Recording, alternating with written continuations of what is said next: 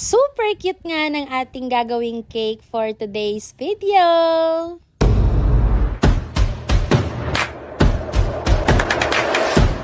Hello mga sukeks! For today's video, gagawa tayo ng dog cake. Yes, opo, si Chase ay 1-year-old na. So, kung naaalala nyo, siya yung ginagawan kong fur baby ni Miss Jesserine from 3rd month niya and up until now na 1-year-old na siya. So, etong ating cake, ang cake base ay ubi chiffon. And ang filling natin walang iba kundi ang fudge it ng Bakersfield na yema. So, sabi ni Miss Jesserine, wala daw caramel, kaya sinadjust ko sa kanya na yema na lang.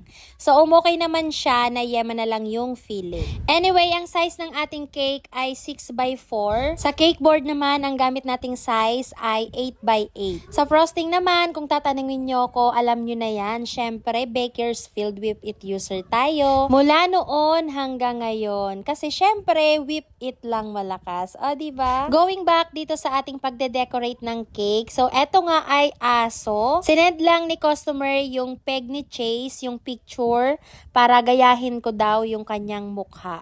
So, makikita nyo naman dito na gumamit tayo ng black na food coloring. Kasi nga yung mukha ni Chase ay merong black sa may part ng eyes and sa bandang tenga. So, dito sa may part ng kanyang noo and sa baba naman, color white na. And syempre, meron pa ding mga black-black na nahahalo sa kanyang white part na fur. Honestly speaking, parang pang second dog ko pa lang yung ganitong design na nagagawa. Yung una kong nagawa nito ay si Miss Katie. Para naman sa kanyang fur baby na si Patchy. O, diba? Ang cute-cute din nun ni Patchy. Pero matagal na din yun. Way back 2022 ata. Or 2021. Sa piping tip pala mga sukeks, ang gamit natin dito ay yung ating pang grass tip. At ayan nga, para magmukhang may mga color black pang nakahalo dyan sa kanyang mga balahibo. Gumamit na nga lang ako ng barbecue stick para man maikalat pa yung black part na mga fur niya dyan sa kanyang mukha. And after nyan, gagawa naman tayo ng kanyang mga details na fondant.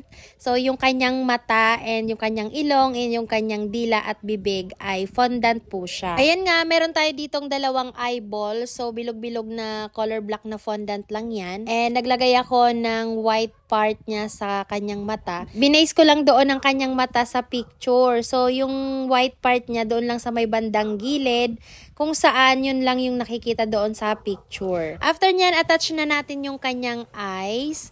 So, ayan, dahan-dahan lang. And medyo nilulubog ko siya doon sa black na part na icing para magmukha siyang realistic talaga. At isunod naman nga natin tong kanyang nose. So, kumuha lang ako ng black na fondant dyan. Then, tiningnan ko lang yung nose ni Chase kung paano yung pagkalaki ng butas niya doon ay ginaya ko lang din. So, ayun, na-achieve ko naman kung paano yung kanyang itsura. Though, hindi ko naman sinasabi na perfect yung pagkakagawa ko. At least, naging kahawig naman siya. Sabi nga doon sa comments ay gayang-gaya ko daw. Pero, hindi naman talaga. Alam nyo na, hindi naman tayo magician na kung ano yung sinend sa ating peg ay makukuha natin siyang 100%.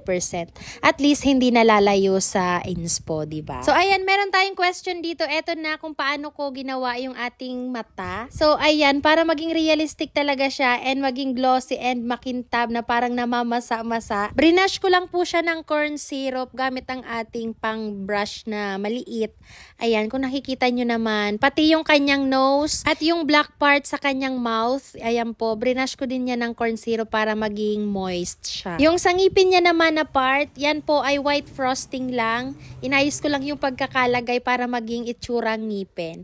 And ayan na nga po ang final look ng ating cake mga sukeks. O diba, sobrang cute na cute talaga ako dito kay Chase. Happy first birthday, Chase! And thank you so much po Miss Jesserine sa palaging pagtitiwala. Ayun lang guys for today. Thank you so much for watching. Bye!